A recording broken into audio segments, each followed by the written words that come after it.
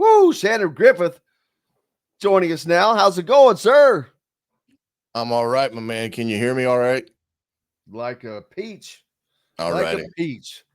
Earlier, I was talking about some things that I have had some sources that are very close to the situation in regards to Juju Lewis. And I'm trying to confirm whether or not I can't find it anywhere else before I put it out, but of where that he has lowered or cut his list of schools to 2. Have you seen that anywhere? I have not. Okay. Last, like I said, the last I heard was he was still a strong commit to USC, but that was it. And he was finishing up with Auburn. Then he was shutting down. Well, the information I received from two sources very close to the situation, that he has cut his list to 2 schools. Auburn is not one of them. Yeah, that's surprising. Because all of them, everybody, all the gurus said that Auburn was the best school to potentially, quote unquote, flip him. Yeah, but isn't Auburn getting that kid that originally was getting the $46 million? Just kidding. From Florida and went to like New Mexico or wherever he went. Or yes. Georgia. Maybe it's Georgia. I don't know. Yeah. But yes. But the information that I was given is that he had cut it to 2 schools and that Indiana was one of those 2 schools. Well, it doesn't surprise me in the sense that the relationship that he's got with Tino and what he's developed with Shanahan and also Cetti. Again, I'm not quite sure what is going on with USC as it pertains to him. It's kind of a weird setup. I've never seen this type of scenario develop with a kid who has a major Power 5 offer with USC that has all the money in the world from a NIL standpoint, collectives and all that, versus an Indiana that is just starting to get themselves in a position to go out and fight with these big boys.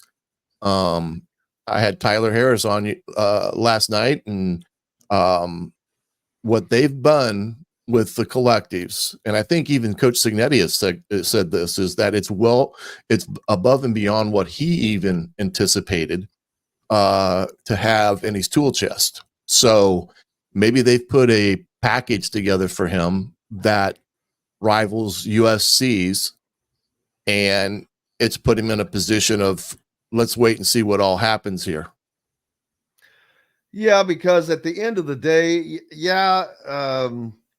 Heisman Trophy guys usually get more attention from schools like USC, Ohio State, Michigan, blah, blah, blah.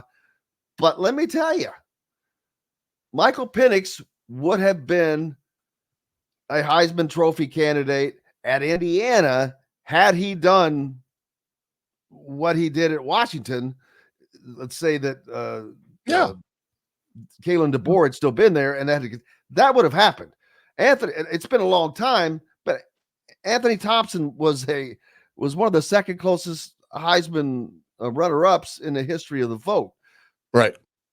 Trent Green was not a Heisman guy, but you might remember him. He played at Indiana. Nate Sudfeld has been in the NFL since he left IU. Mm-hmm. So and the fact that you're the number 1 recruit, period, playing in the Big Ten, you're not going to get lost. You're not going to get forgotten about.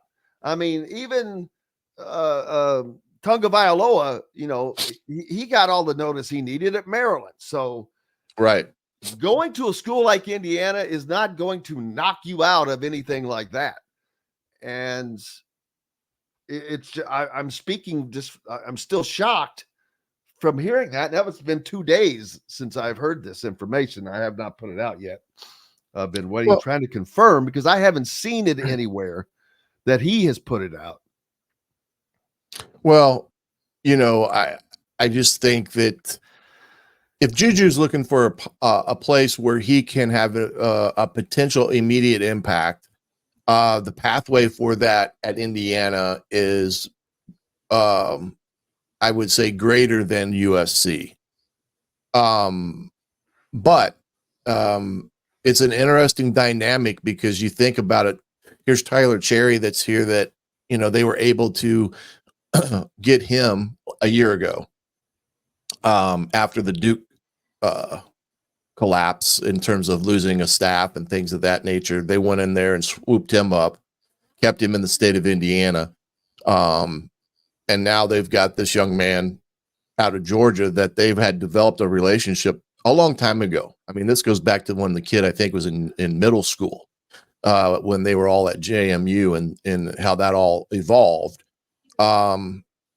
Sometimes relationships are a lot stronger than the name on the front of the school in some respects. And though that may be the biggest thing that's going in IU's favor, and maybe something that's tugging at Juju's heart a little bit.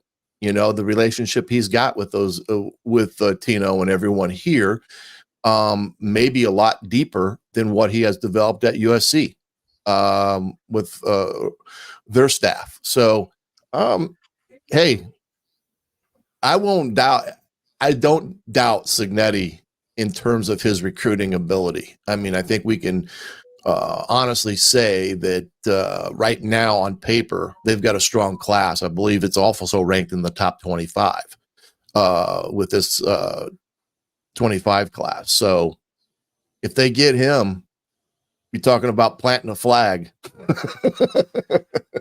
Well, to me, I don't know that they planted the flag, but they sure raised one just by having him on campus. Yeah. Because I was talking earlier, this is something else that I have not been able to confirm yet, but just out of my own personal memory, I do not recall, and the rankings only go back so far as how long they've been doing this, but I don't recall Indiana basketball ever having a number one recruit in for a visit. And the fact that Indiana football is able to accomplish that it's mind-boggling. Yeah, that's a good question. That would be a good trivia question there. Trust me, I know it's, but I'm trying to confirm that because I want to have to get that out. But your crowd here in the chat to see if they can get the answer there. But that's a good question. I don't either. I've been hoping they would help me out. I don't. I'm trying to go back to the, way back in my mind with basketball. And although I'm not a aficionado like some of your fans in the chat are probably, and yourself, but that's a good question. Well, Buffalo Bill, our longest listener, says that the ranking started in 98. Sounds about right. And I'm trying to run through my mind, which that's a dangerous place to be. But I don't recall that, but not that couldn't have slipped through because they've had a lot of big time guys in, but they're usually top five, lots of top fives, tons of top fives. Sure. But that number one guy, I'm like, man, I just don't recall that. I mean, yeah, I guess you would have to go theoretically back and do something to the extent in the 70s and 80s, when the Isaiah Thomases of the world were out there. I would assume that he would have been a highly ranked individual. Oh, absolutely. I mean, George McGinnis, someone mentioned that a minute ago. Right. There's no doubt. They've had some of the greatest players. There's no doubt. It's just the optics of having the number one recruit. That's Yeah. what it comes down to. Well, they've And got for Indiana football to do it is mind-boggling. Well, and they've got that kid coming in this weekend, I believe, the edge rusher, who's I believe another top kid, and maybe a 5-star, if I can't remember. But again, another top kid coming in for prior to the season starting this summer, this weekend. I mean, they've had some strong recruiting groups come in over the last 3 weeks for their official visits, and for the fact that they get those kids on campus that they've got a shot at getting them here in the summer is important, and I think is also a good indicator where Indiana stands with some of these kids, because I'm not sure a kid would bother coming in the summer for an official visit if Indiana wasn't in their top 3, let's say. The way recruiting goes now, it's so much different than it was when I was at that level. I mean, we wouldn't have our top kids in gym until the first week of December. Back in the day, we were trying to get those kids that were our top kids in prior to the Christmas holiday. Now they're trying to get them in before 4th of July. Well, there's no doubt that Indiana's recruiting is just going to continue to go up. Winning does that, obviously, but the sheer fact they're able to get some of these guys in that they're getting in, they've never, you mentioned the edge rusher with it being a 5-star. They've never landed a 5-star. That I do know. They have not landed a 5-star football recruit. Now, if you count the kicker from Bloomington South that just committed, I believe he's in the 5-star category as a kicker. Now we can debate whether that's okay. How about we'll go to non-5 or never landed a 5-star non-special teamer. Yeah, but that kid's a pretty darn good kicker now. I mean, yeah, I mentioned him earlier. He has got a strong leg. That's just, well, he played soccer, so that's a big part of it. But that the recruiting, I'm telling you, it's not about flash. It's about putting the right parts in. Yeah, and I know we in the general public maybe get wrapped up in the number of stars behind a kid's name. I don't necessarily think that's Cignetti's, in his mindset as it pertains to when a kid is presented, hey, this kid's, how many stars is this kid? He don't care about that stuff. He looks for what he can see on tape.